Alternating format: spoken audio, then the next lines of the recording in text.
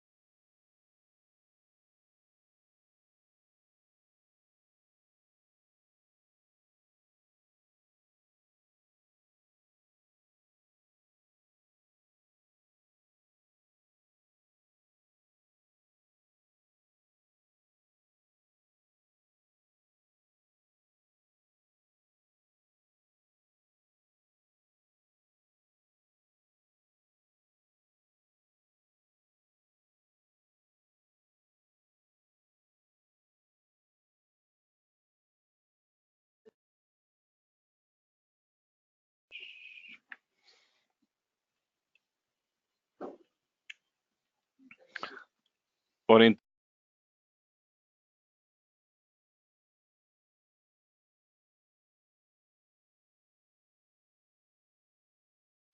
Iremos agora então dar início ao nosso webinar Data Center Innovation for Digital World.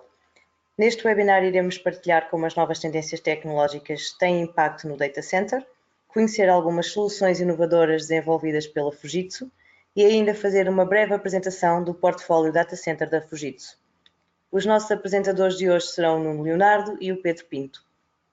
O Nuno está na Fujitsu desde 2007, inicialmente como consultor em soluções de Data Center e desde 2005 como responsável de negócio da área de processamento. Para além da experiência no desenho e desenvolvimento de negócio na área de Data Center, é também formador para parceiros e colaboradores da Fujitsu para as áreas comerciais e pré-venda nas soluções de processamento e sistemas integrados. O Pedro está na Fujitsu desde 2008 como responsável de negócio na área de storage e termos. Tem uma larga experiência em soluções de Data Center, tendo trabalhado em projetos para as maiores empresas a nível nacional que se têm vindo a tornar referência a nível europeu. É ainda um formador para a Europa de soluções de Data Protection. Mais uma vez agradecemos a todos por se registarem e assistirem a este webinar. Gostaríamos ainda de partilhar alguma informação útil para a sessão de hoje. Podem colocar as vossas questões na secção de chat no painel lateral do webinar. Esta sessão irá ser gravada e partilhada posteriormente via e-mail. Gostaríamos ainda de saber o vosso feedback, pelo que no final iremos partilhar um pequeno questionário que agradecemos que preenchessem. Iremos agora prosseguir com o Nuno Leonardo e no final abriremos as linhas para as vossas questões. Bem-vindo, Nuno e Pedro. bom dia, Oriana. Bom dia a todos. Muito obrigado pelo vosso registro e por despenderem, então, mais uma vez, do vosso tempo para assistirem a um webinar da Fujitsu. Desta vez o tema é inovação e o que queremos, de facto, é passar-vos aqui alguns temas que não vamos explorar de forma muito exaustiva porque o tempo não permite, mas, obviamente, contam desde já com a nossa disponibilidade para uma exploração mais aprofundada, se assim o desejarem posteriormente. Portanto, a Oriana já fez o favor de me apresentar. O meu nome é Nuno Leonardo e pronto, e mais uma vez estou disponível para questões posteriores. Do meu lado e neste primeiro módulo de apresentação, queria propor-vos 3 temas. O primeiro tema tem a ver com a introdução de novas tecnologias de memória não volátil nos novos servidores Fujitsu, passar depois um tema que está muito ligado àquilo que é o arrefecimento e que são os consumos energéticos nos data centers atuais e, por fim, deixar-vos um pouco uma visão do futuro da computação, quer na Fujitsu, quer de um ponto de vista mais genérico. Não posso, no entanto, e até por razões históricas na minha experiência, deixar de iniciar este webinar sem assinalar que estamos este ano a fazer 25 anos da marca Primergy, portanto a Fujitsu há 25 anos que vai consecutivamente lançando, refrescando, inovando nos servidores Primergy. E muito recentemente, portanto, há poucas semanas, lançámos uma nova geração, a geração M5 em servidores com mais do que um processador, e de todos os detalhes técnicos e inovações que oferecemos nesta nova geração, eu não queria deixar passar esta oportunidade sem poder explorar, embora de uma forma não muito aprofundada, os novos módulos Optane que dizem respeito, portanto, a novos modelos de memória, mas de forma persistente.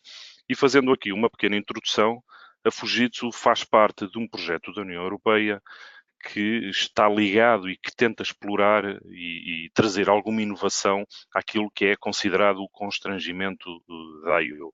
E, portanto, não somos só nós, temos alguns parceiros também importantes, como é o caso da Intel, como é o caso do Barcelona Supercomputing Center, em que o objetivo deste consórcio, deste grupo, é não mais do que tentar explorar e do que tentar criar protótipos de tecnologia, obviamente, em que o objetivo é explorar os bottlenecks existentes ainda hoje, com a tecnologia que temos disponível, no que diz respeito ao I/O. E fruto um pouco desse trabalho, surgiu e começa agora a surgir no mercado aquilo a que chamamos o DCPPM, que não é mais do que módulos de memória, que no fundo são muito idênticos aos que estamos habituados a trabalhar, usam o mesmo tipo de interfaces, têm apenas uma ligeira diferença, que é quanto baste, inclusivamente, que é deixa de ser memória volátil para ser memória não volátil. No fundo é quase como que ter a antiga memória RAM, ou a memória RAM, ou DRAM, mas que não é volátil. Permite-nos então poder utilizar esta nova tecnologia de 3 formas diferentes. Não entrando muito em detalhe, a forma como podemos usar o tal memória não volátil passa por um modo de memória, em que obviamente de vantagem tem, acima de tudo, a maior capacidade versus a DRAM e obviamente também o menor custo versus a DRAM. Obviamente que tudo tem a sua penalização e a desvantagem que oferece este modo passa desde logo porque vamos ter uma performance inferior à memória tradicional.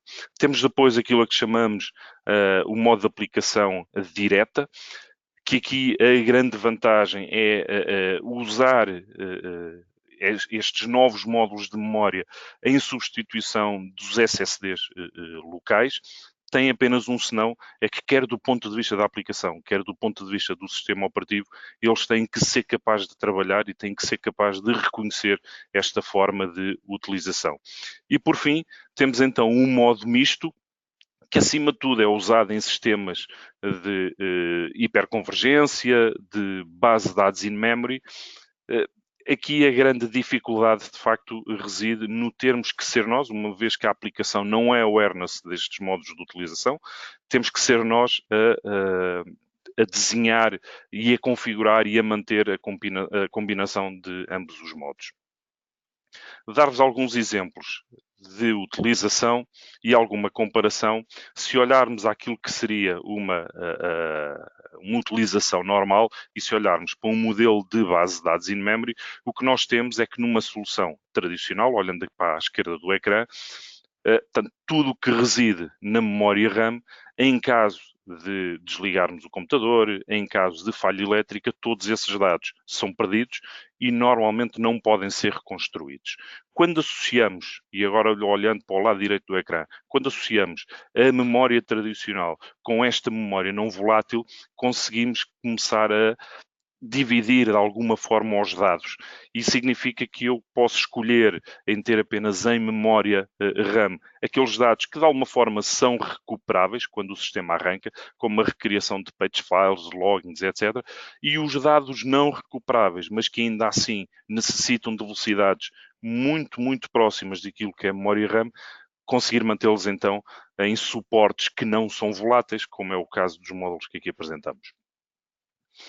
Dando-vos um exemplo de utilização numa solução de SAP HANA, e fazendo aqui uma comparação entre performances, verificamos mais uma vez que de facto existe alguma penalização na performance quando comparamos uma solução 100% de RAM com uma solução suportada de forma mista, onde de facto temos aqui uma grande vantagem, neste caso, é no tempo de startup da máquina. Portanto, sendo o HANA uma base de dados totalmente em memória, quando iniciamos a máquina pela primeira vez, ou quando iniciamos a máquina, é necessário que haja uma passagem de toda a informação da base de dados que está num formato não volátil para a memória. Se este formato não volátil for de uma velocidade aproximada à da memória RAM, obviamente que esta passagem vai ser feita do ponto de vista de velocidade muito superior. Significa então que do ponto de vista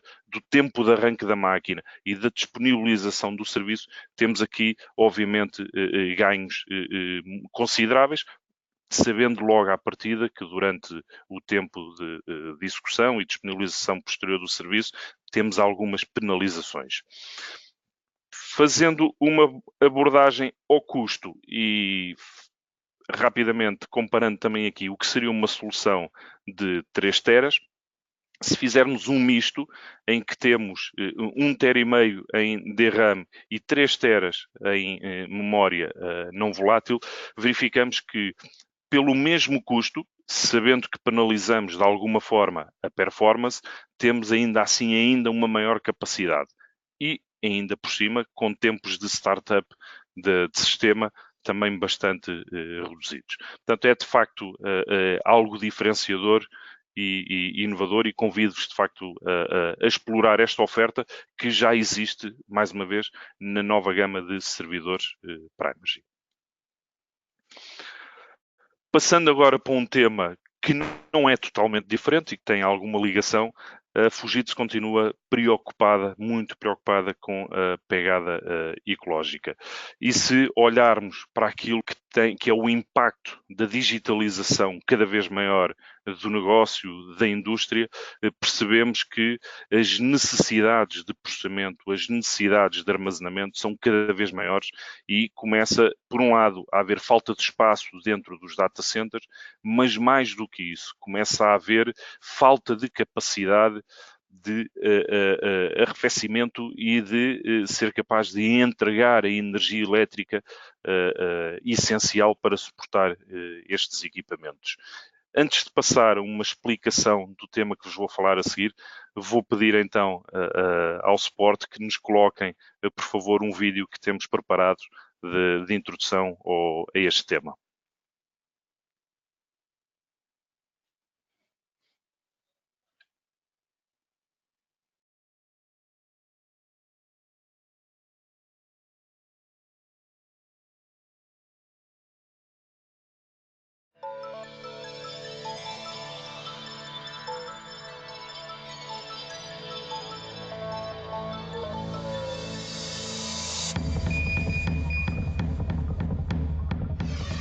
The exponential growth of data and stable operation of virtual systems require high-speed, efficient, and cost-effective data centers. More servers and rapidly growing performance requirements lead to a continuously increasing demand for power and cooling. Traditional high-density IT rack deployments do not provide sufficient cooling for higher-performing servers. Limiting rack density is required to cool higher-performing servers, leading to increased data center size. A new paradigm in data center density is required to solve the challenges of exponential data growth. The Fujitsu Liquid Immersion Cooling System. With extensive experience in liquid cooling, Fujitsu introduces the next stage in extreme cooling technology. The immersion of servers in a dielectric fluid to drastically improve cooling performance. Immersing servers in a dielectric fluid provides greater cooling efficiency, eliminates the need for server fans, and reduces cooling equipment power requirements by 40%.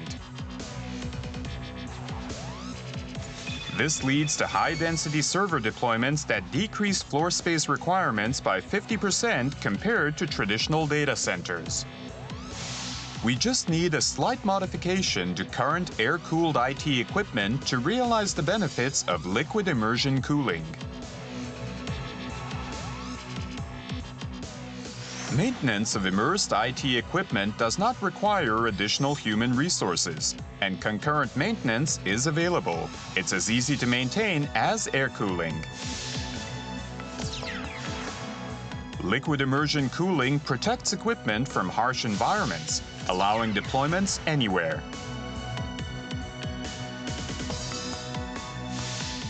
It enables flexible expansion for exponential data growth. Next-generation data centers are the foundation of a hyper-connected world, can be located anywhere, and are made possible by Fujitsu's innovation. Fujitsu Liquid Immersion Cooling System. Fujitsu, shaping tomorrow with you.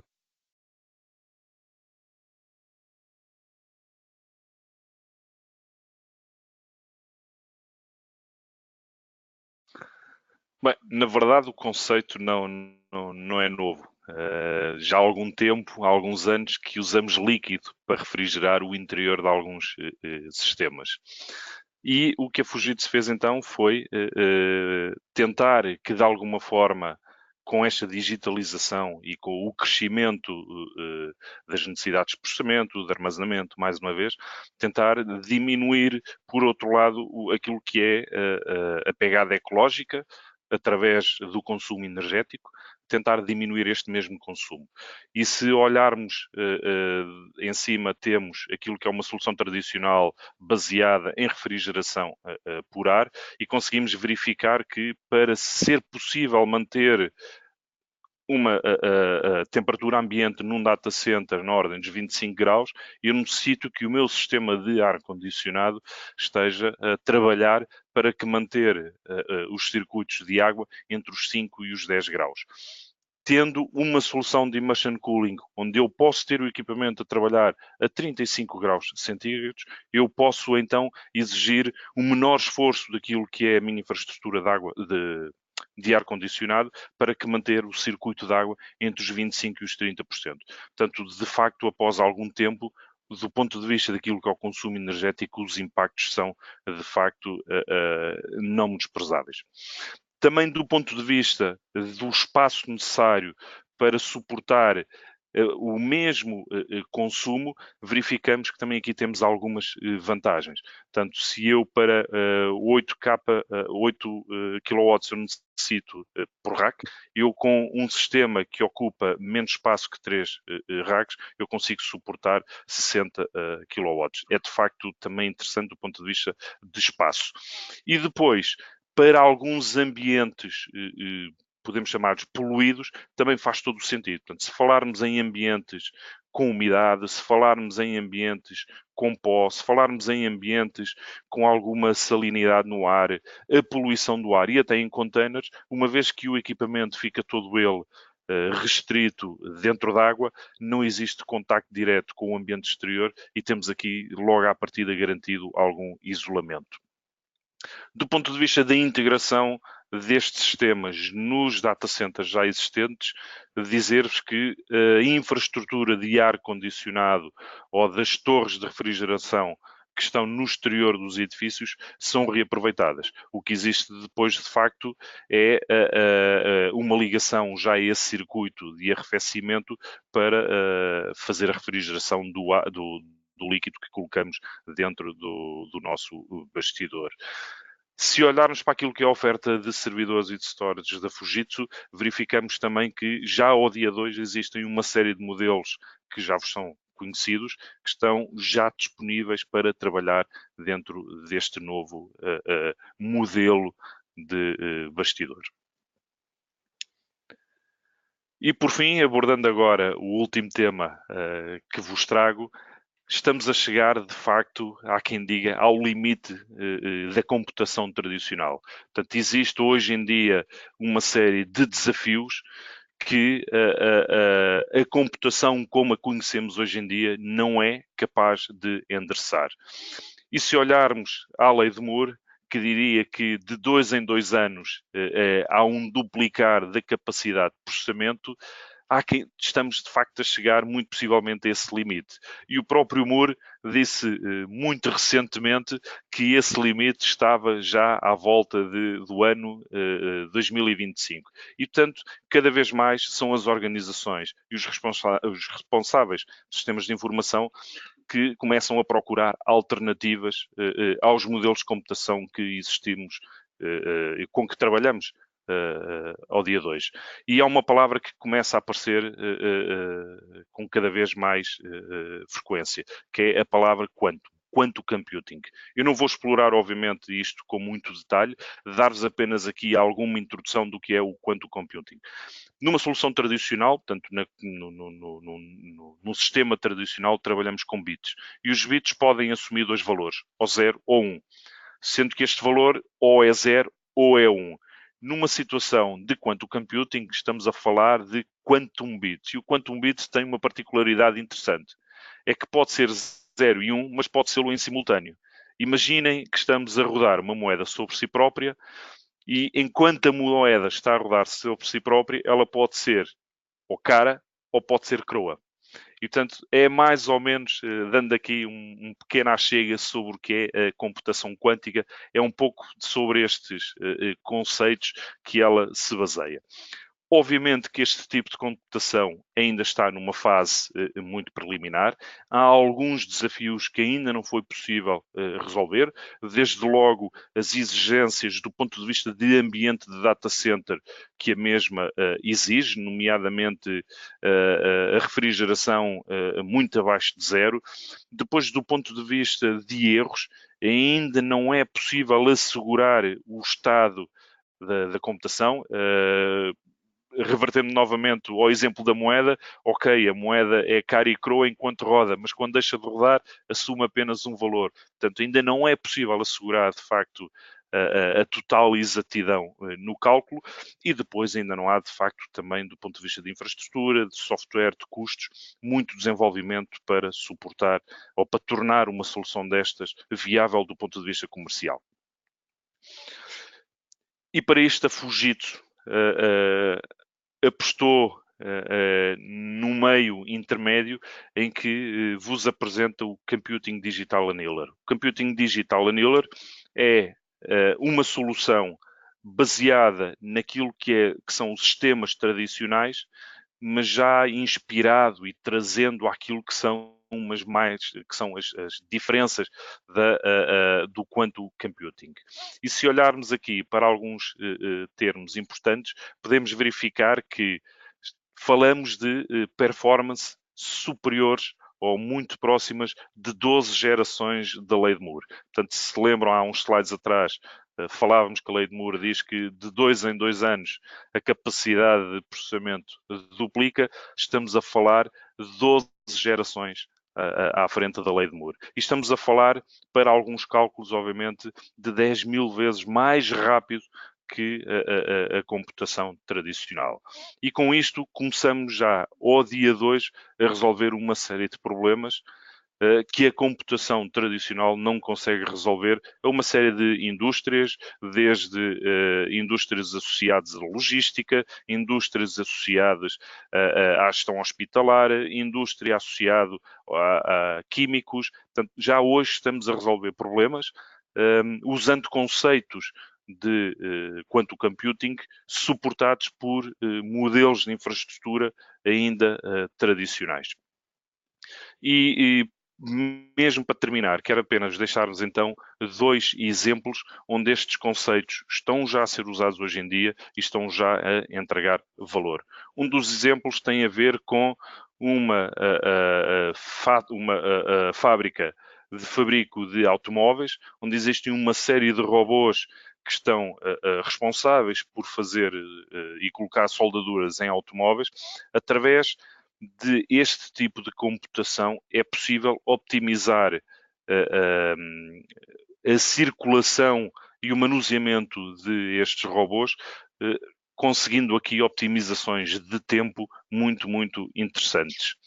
Por último, um exemplo em que este tipo de solução é associada à gestão logística, que não é mais do que o ser capaz rapidamente de simular uma série de rotas para, por um lado, diminuir tempos de entrega e, por outro lado, diminuir tudo o que são custos associados aos caminhões e às mercadorias andarem na estrada em vez de estarem nos seus destinos finais. Do meu lado é tudo. Espero que tenha despertado algum interesse nos temas que aqui abordei. Mantenho-me, obviamente, disponível para alguma questão quando fecharmos a sessão e desejo-vos um muito bom dia. Obrigado. Vou passar ao meu colega Pedro Pinto.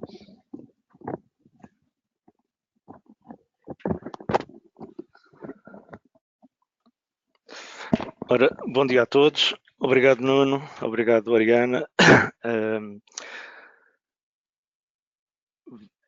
Vamos dar então continuação a esta sessão onde o Nuno explicou de uma forma bastante assertiva qual é que é a visão da Fujitsu para esta evolução tecnológica.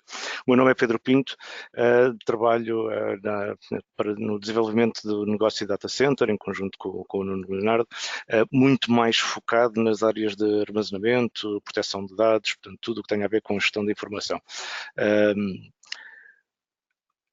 Hoje, e no seguimento dos temas abordados pelo Nuno, portanto, estas exigências de processamento, estas exigências de aumento das capacidades de computação, obrigam também a um olhar diferente sobre o armazenamento e sobre a forma como podemos gerir a informação. Apenas como uma introdução, portanto, dar a conhecer alguns, ou a reforçar no caso de outros, que a Fujitsu está na área no desenvolvimento, portanto, na investigação, no fabrico e na disponibilização das soluções de storage há 50 anos. Portanto, nós nascemos nesta área sempre com o desenvolvimento, com o nosso intellectual property, e isso é visível nas quase 80 mil patentes que temos disponíveis. Nasceu estas soluções a partir das áreas de mainframe, o que traz e, portanto, acrescenta imediatamente conceitos de segurança e de estabilidade de ambientes muito acima da média.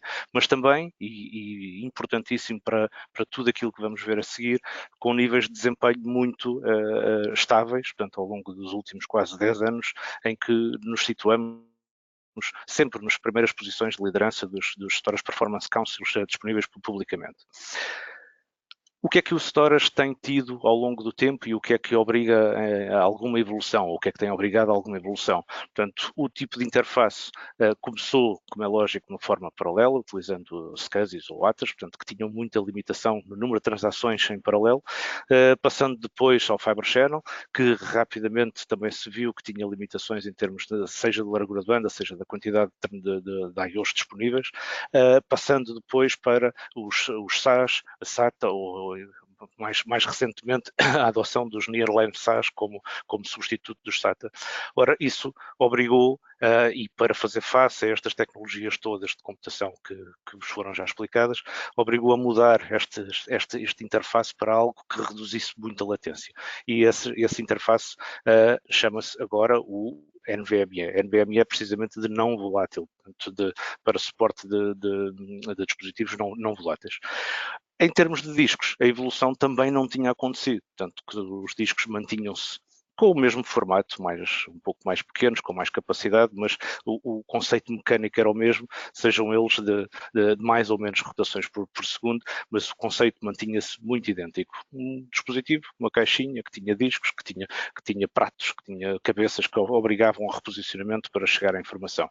Ora, mais recentemente, e quando digo recentemente, nos últimos 5 anos para cá, a adoção de tecnologia flash veio permitir precisamente melhorar muito a forma de aceder à informação que estava nos dispositivos HDD anteriores.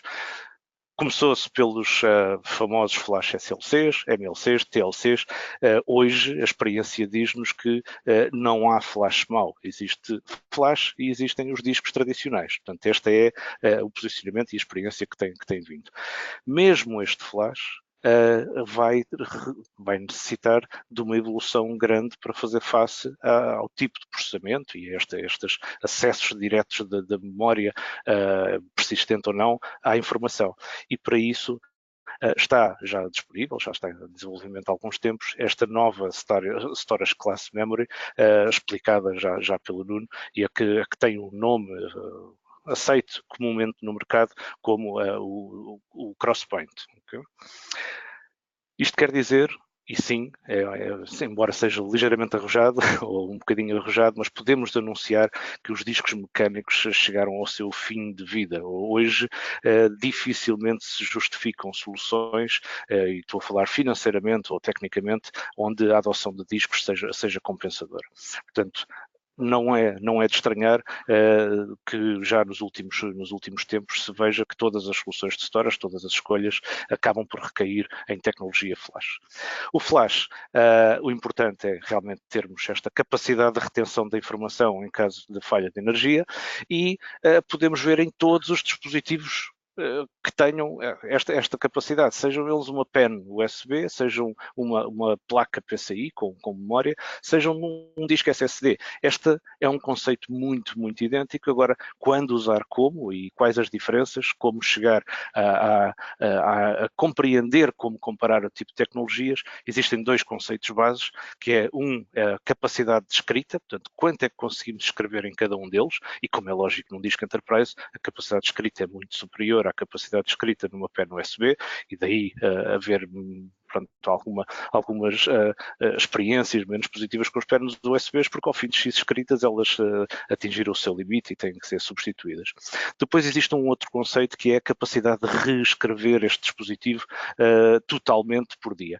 E isto é o que faz com que o dispositivo, o repositório, passe de uma solução doméstica até uma solução enterprise. Portanto, hoje em dia, um dispositivo, seja ele uma placa PCI Express com memória, seja um disco USB ou um disco SSD, nós temos tecnicamente disponível a capacidade de reescrever totalmente o disco, uma ou mais vezes, durante todo o seu tempo de vida. Portanto, imaginem a estabilidade e a fiabilidade que estes dispositivos trazem. Não é por isso de espantar que os contratos de manutenção de equipamentos Enterprise hoje em dia sejam muito mais económicos do que no passado, porque existem uma componente que antes tinha um peso forte na sua manutenção que desaparece do serviço de dia-a-dia, ou quase desaparece. Portanto, a substituição de discos flash hoje em dia é diminuta quando comparado com os discos mecânicos. Isto vem permitir a adoção, então, deste novo interface, mas deste novo protocolo NVMe, que tem estado já disponível nos últimos tempos. O que é o NVMe?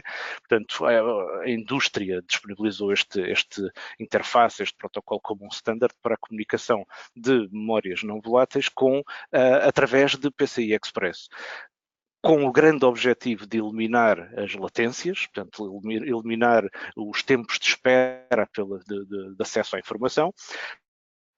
Passa a ser disponibilizado como um standard também em termos de drivers, portanto disponível para a maioria dos fabricantes. A forma de comunicar com a quantidade de comandos passa a permitir um crescimento muito superior, portanto podemos ter através do mesmo interface muito mais informação, e isto, como é lógico, acontece pela diminuição dos ciclos de clock de CPU necessários para cada transação, e e passa a ser vista como a tecnologia ideal para a adoção desta nova Next Generation Storage NVM. Portanto, esta nova geração será aquela que vem suportar todas as soluções que o Nuno Leonardo falou aqui nos slides anteriores. Grande diferença entre o tipo de protocolo anterior e o novo, portanto, é fácil de perceber o impacto, portanto, num comando ou num protocolo que tinha 400 comandos, em que o paralelismo era apenas de 32 comandos por uma queue. Imaginem com o NVMe a existência de muito menos comandos, muito menos complexidade, mas com 64 mil comandos até 64 mil queues em paralelo. Portanto, a ideia é garantir muito mais transações em paralelo com um tempo de espera muito, muito inferior. Esta adoção pode ser feita em vários níveis, porque os clientes nem todos estão preparados para a adoção imediata do NVMe. Pode ser apenas pela adoção dos equipamentos demonstrados aqui anteriormente, portanto, colocar esta capacidade, este repositório de NVMe de memória, memória persistente, portanto, não volátil dentro de servidores, e esta é uma primeira fase. A seguir, outra forma é mantermos a arquitetura de servidores existentes, aceder através de uma SAN normal. Convém aqui salientar que as SANs de Generation 6 ou de geração 6 já suportam o protocolo NVMe, portanto este é um ponto importante para esta evolução de implementação. A seguir, o acesso é feito através da SAN normal a um array que pode converter então, fazer esta conversão para o NVMe.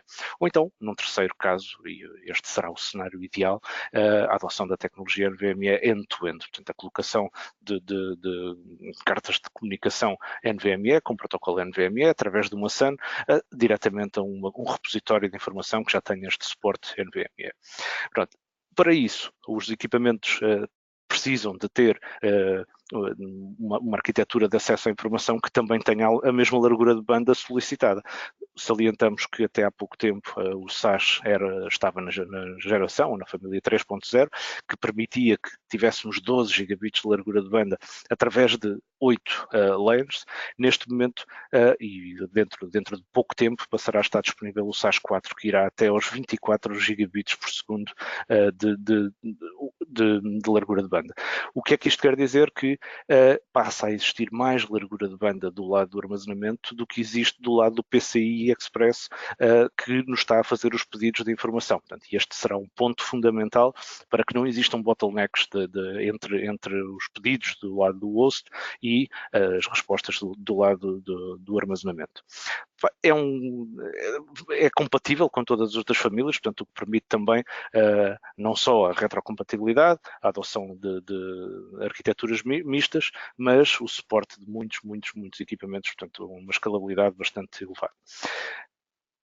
O 3D Crosspoint, que vos falei, qual é que é, e aqui neste slide com muita informação, importante salientar é a diferença entre aquilo que eram as velocidades num disco normal, portanto 10 vezes mais lentos do que um SSD, mas o SSD passa a estar em termos de latência muito inferior a esta tecnologia 3D Crosspoint. Portanto, o disco tem mais ou menos os mesmos desempenhos, mas com latências muito inferiores. E são estas latências muito inferiores que permitem esta comunicação com a memória persistente que vem do lado dos hostes. Para isto, desde este ano que está disponível a nova solução DX8900, portanto é um armazenamento de high-end da Fujitsu, que vem acelerar o acesso à informação através de componentes NVMe, facilmente escaláveis, com capacidade de implementação de vários níveis de serviços de acesso aos dados e com níveis de consolidação totalmente anormais e atípicos para aquilo que estávamos habituados a ver. Este DX8900, portanto, é apenas um componente adicionado à nossa família Eternos, que vem desde os equipamentos mais económicos, passando pelos equipamentos designados como mid-range. Aqui esta designação mid-range tem que ser vista com alguma cautela, porque todos estes equipamentos têm as funcionalidades high-end. Isto é uma característica da família que temos, porque há compatibilidade total entre eles. Portanto, nós temos a mesma funcionalidade desde o equipamento de entry-level até aos equipamentos high-end. Este equipamento, o que vem trazer são níveis de disponibilidade, de capacidades da iOS perfeitamente atípicos. Saliento a possibilidade de irmos até 24 controladores. Estes controladores o que fazem é permitir chegar até aos 140 petabytes em flash ou 307 terabytes acelerados por 307 terabytes de NVMe. Imaginem o desempenho disponível num equipamento deste género.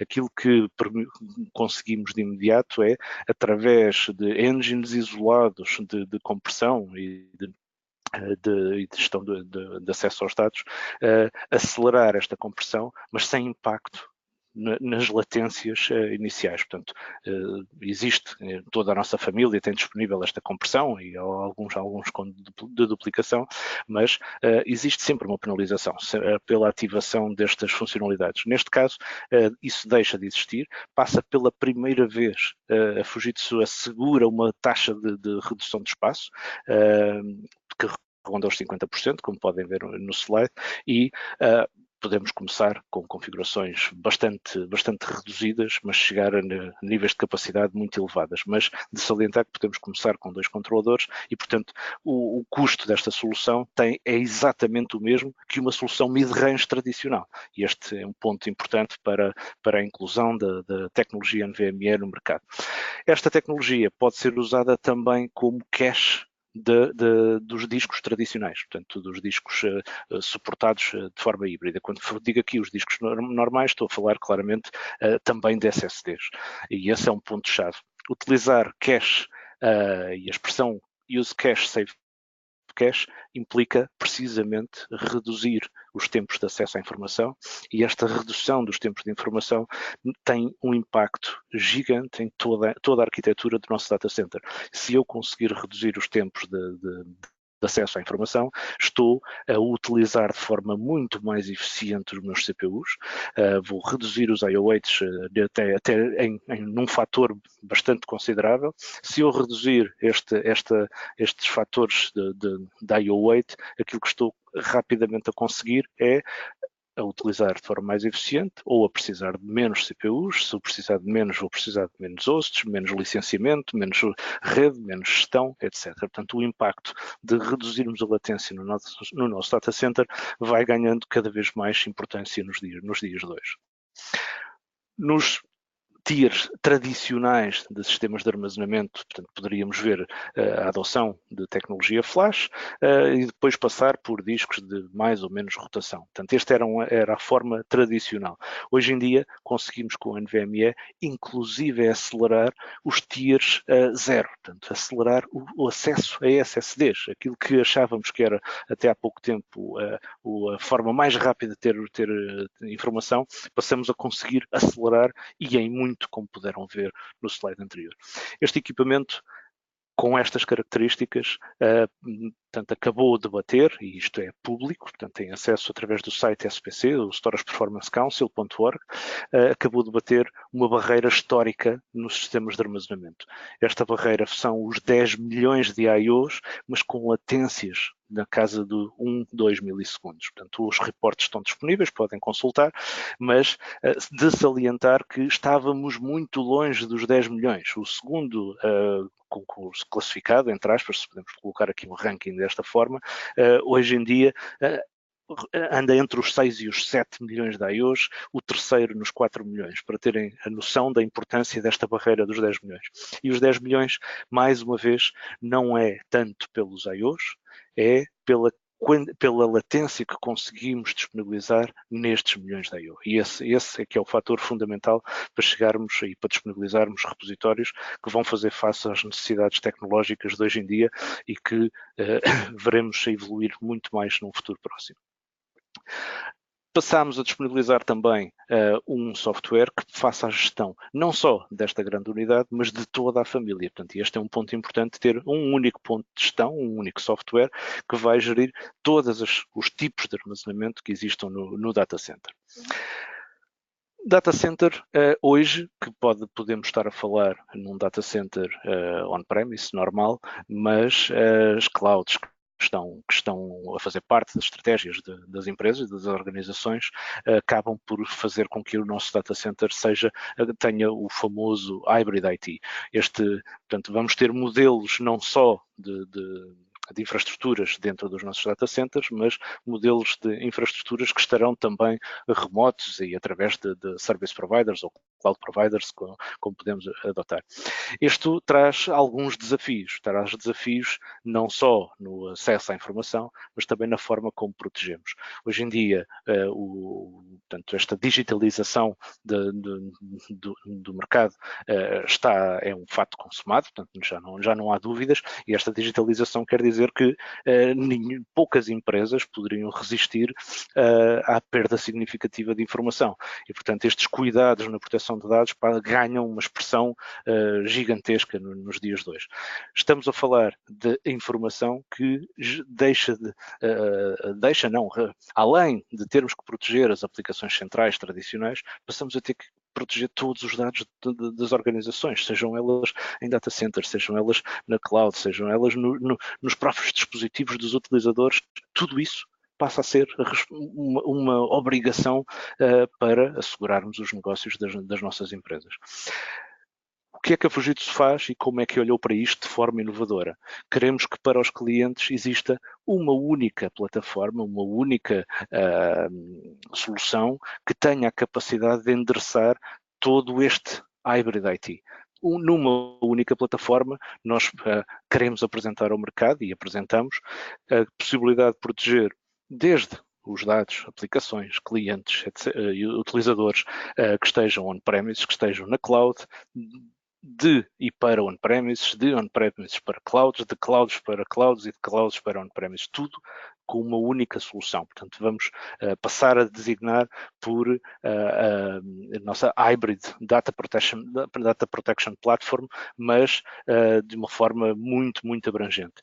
A nossa solução, tanto de proteção de dados, assenta sempre no nosso Intellectual Property, o Eternos CS, complementado pelas nossas alianças tecnológicas para as áreas que achamos necessárias. Mas de salientar que estas appliances, sejam elas apenas como repositório ou integradas, começaram a ser desenvolvidas há 20 anos atrás.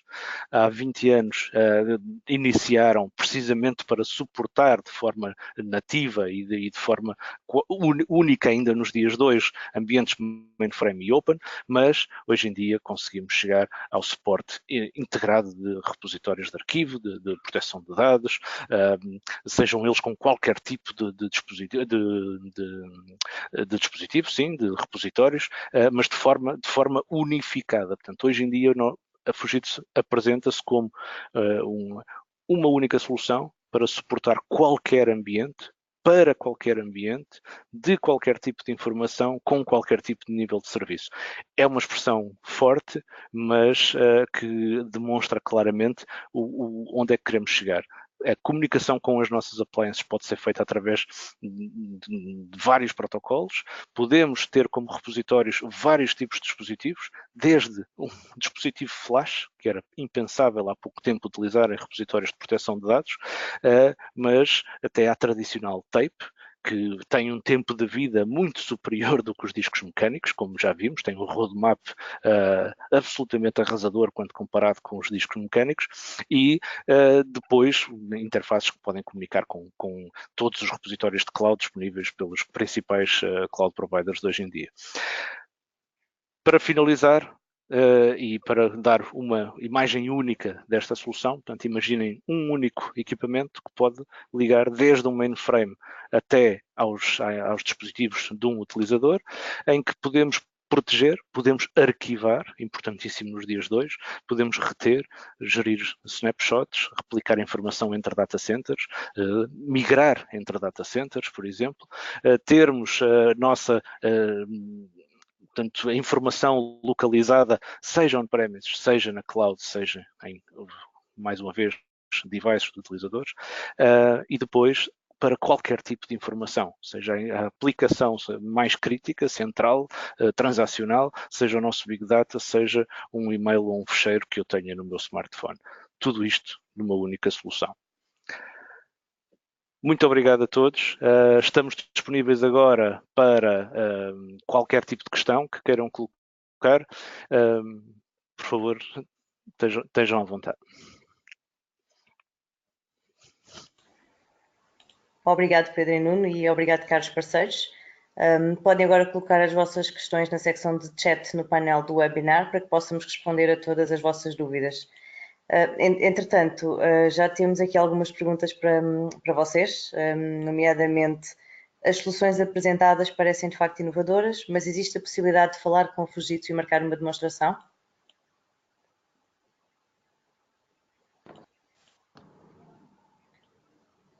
Nuno, Pedro, algum de vocês quer responder? Podes repetir novamente, por favor? Sim, as soluções apresentadas parecem de facto inovadoras, mas existe a possibilidade de falar com o Fujitsu e marcar uma demonstração? Sim, claramente. Portanto, foram apresentadas hoje 5, 6 soluções inovadoras. Algumas estão disponíveis imediatamente para demonstração, outras têm que ser uma demonstração planeada, mas sim, claramente qualquer uma delas podemos planear e fazer uma demonstração com mais detalhe. Temos aqui uma outra pergunta para vocês. O Liquid Immersion Cooling System já está disponível enquanto oferta? Sim, portanto é só uma questão de, normalmente como é que costumamos fazer a abordagem? Através de um primeiro workshop, ou com o parceiro ou com o cliente final, há posteriormente um levantamento de requisitos e depois sim, depois já é possível fazer uma apresentação e fazer a oferta, sim. Temos aqui também ainda mais algumas questões. Gostaria de conhecer mais em detalhe algumas das soluções apresentadas. Como posso dar seguimento a estes temas com o Fujitsu? Podem entrar em contacto com ou o responsável comercial, seja de um cliente, seja de um parceiro, portanto entrar em contacto de forma direta. Se não tiverem nenhum responsável comercial. Nesta apresentação apareciam os contactos meus, Pedro Pinto e do Nuno Leonardo, podem enviar um e-mail para qualquer um de nós e nós teremos todo o gosto, como é lógico, em encaminhar e responder a essa solicitação.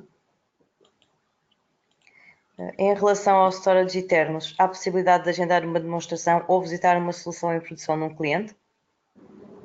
Sim, claramente. A solução Eternos tem um market share nacional muito expressivo. Temos inúmeros casos de estudo, temos clientes que estão disponíveis para visitação, portanto qualquer necessidade, apresentem-nos exatamente o que é que gostariam de ver e nós selecionaremos o cliente que tenha uma arquitetura mais parecida e que mais se adeque com o que queiram ver. O Liquid Cooling fala em líquido dielétrico. Que tipo de líquido é? Bem, obviamente um líquido especial, suportado num tipo de fluoreto. Se for necessário, podemos enviar a posterior maior informação. Como eu costumo dizer quando faço este tipo de apresentações, não esperem qualquer parceria com Água do Luz ou com Serra da Estrela. Obviamente não é água que estamos a falar. Estamos a falar de uma solução específica, obviamente. Deixa-me também só referir a propósito disso, que do ponto de vista da manutenção, para uma operação normal, o que é expectável é percas inferiores a 1% de líquido anualmente. Portanto, do ponto de vista de manutenção é irrisório. Quando é que vai estar disponível o Optane ou se já está disponível? Os novos, portanto, os modos de utilização têm vindo a ser gradualmente disponibilizados. Os novos modelos M5 da geração Primergy já têm estes módulos disponíveis. Portanto, é uma questão de contactarem a Fujitsu ou um parceiro e podem pedir já dimensionamentos suportados neste tipo de solução. Nomeadamente, já é possível, a Fujitsu já pode oferecer soluções a SAP HANA, portanto, in-memory, já com este misto de memória, quer memória RAM, quer estes novos modelos de memória não volátil. O software de gestão Eternos pode gerir storage de outros fabricantes já existentes? Não. Só faz a gestão da nossa própria família e das SANs. Portanto, podemos gerir também os componentes de switching das SANs, mas não equipamentos de outros fabricantes. Neste momento não existem mais perguntas. Vamos aguardar um pouco a ver se mais alguém quer colocar alguma questão.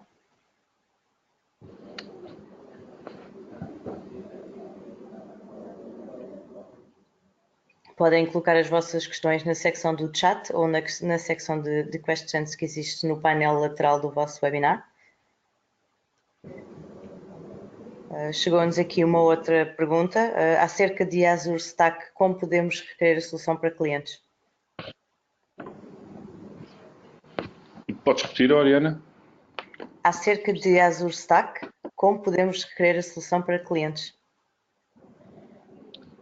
Eu não sei se essa abordagem está a ser feita do ponto de vista da oferta de backups que o Pedro ofereceu ou que o Pedro apresentou. Sim, é possível com esta plataforma de backups suportar também backups de e para a Azure Stack.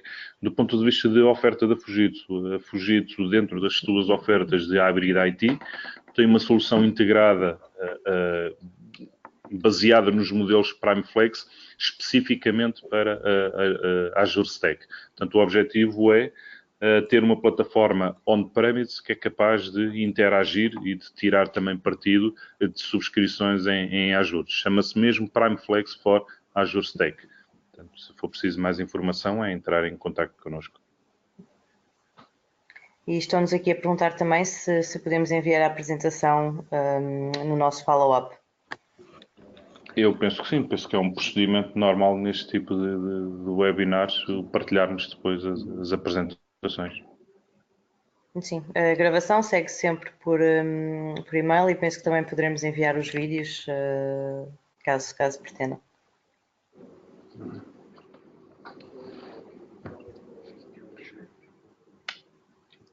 Neste momento também não temos mais questões.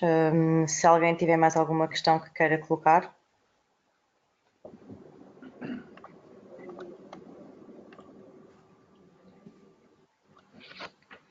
Penso que não temos mais nenhuma questão a ser colocada. Penso que poderemos então encerrar o nosso webinar e caso alguém tenha mais alguma dúvida que surja entretanto, penso que também vos podem contactar para esclarecer. Ok, do meu lado, Nuno Leonardo, obrigado pelo vosso tempo e por terem assistido. Do meu lado, Pedro Pinto, e em nome da Fujitsu, claro, obrigado a todos pelo tempo despendido. Esperemos realmente que tenha suscitado a curiosidade de muitos e estaremos disponíveis para qualquer contacto que queiram fazer. Obrigado.